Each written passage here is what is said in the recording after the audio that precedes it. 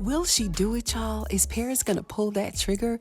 Will we get to see that first season Paris? You know, the one that'll shoot now and ask questions later? That Paris. The one that we've been waiting to see up close and personal. Paris Duncan. She may finally be showing us her other side, coming out the gates on episode number 3. And from the looks of it, Bobby the Beast Boyd, he might have just made himself her next target. And in our thumbnail here, Paris has a gun aimed right at Bobby's fiancée.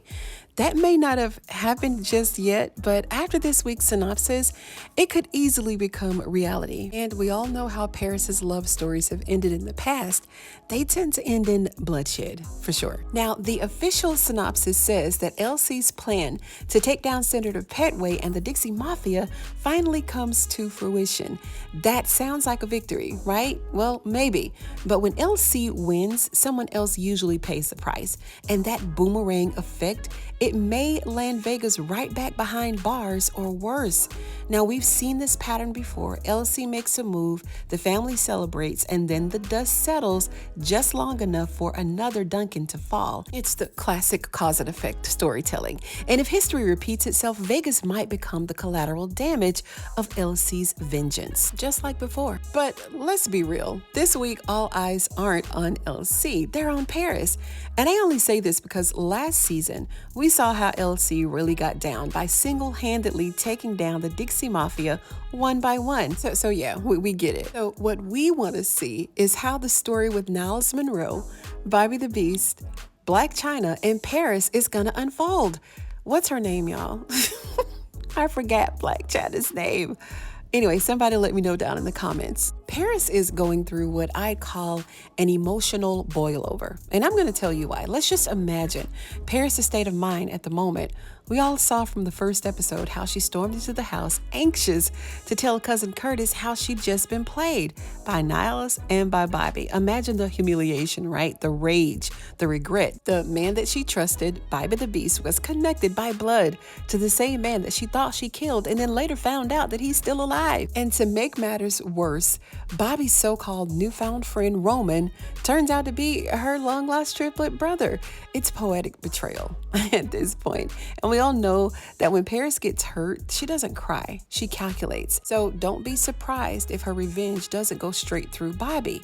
It goes through his bride-to-be first. And that's just my opinion. If Paris wants Bobby to feel the kind of pain that she's felt, the quickest route is emotional devastation, right? So taking away his fiancée, his symbol of peace, it'll crush him completely. And whether this plays out literally or metaphorically, the symbolism is the same. Paris is ready to get her lick back, even if it means becoming the very monster that she once ran from. Meanwhile, in other Duncan news, while Paris is plotting revenge, somewhere else in the Duncan universe, Junior is plotting an escape. Did y'all see this on Junior's IG page? Junior might be going on the run later this season.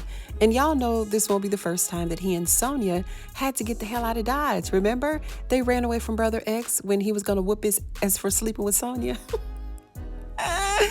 And that cousin Curtis, I don't know, the family bounty, they're going to send him to track him down, right? Check this out. Curtis, what are you doing here, man? Curtis, the bounty hunter. You trying to come after me? I wish you would. Now, here is where things get interesting. You don't send a bounty hunter after someone who's easy to find, right? So this tells us that Junior's disappearance won't be rebellious.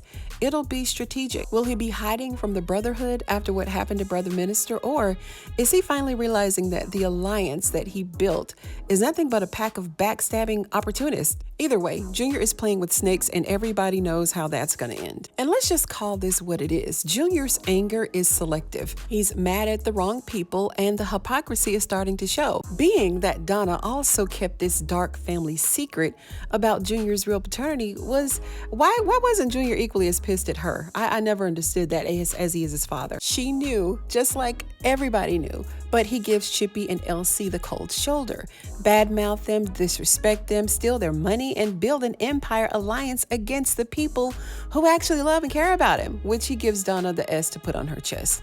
I don't know, how ironic. And that right there sums up up Junior's entire arc. He's hurt, yes, but he's also manipulated. Donna, she keeps feeding his anger, right? Because it benefits her. And the Alliance, they feel it because it makes him feel in charge, like he's a boss, but it keeps him reckless.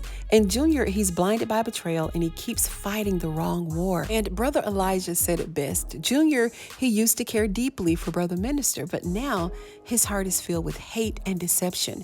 Elsie believes that Junior is confused and that he needs guidance, but can family love really compete with brainwashing and revenge? And this is why I F with the Brotherhood, right? They keep things at surface level. They say what a thing is and they deal with it head on accordingly without any feelings involved. Now that's how you handle shit.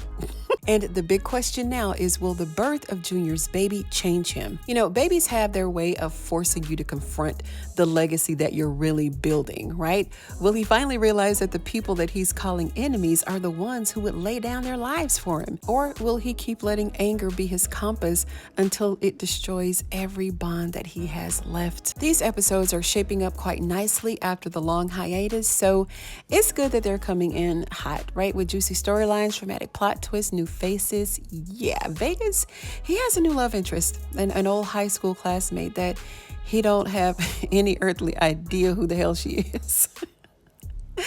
But she remembers him, and he's liking what he sees. So after, we can tell from the promo that we're going to find out that she's actually a part of law enforcement somehow. And I don't even think that that matters because she's already wide open. I don't think that we have anything to worry about there. Okay. Thank you so much, you guys, for tuning in today. I really appreciate you taking the time to listen. And I want to give a huge shout out to my new subscribers. And this is just the first page. There were like over 946, I think it was, that actually subscribed, within the past 28 days. So I want to say thank you for subbing. And on your way out, drop down below this video and give it a thumbs up if you like the video. I appreciate it. And I'm going to see you on the next one. And I'm going to let these clips play for about another minute. Okay? If you know, you know.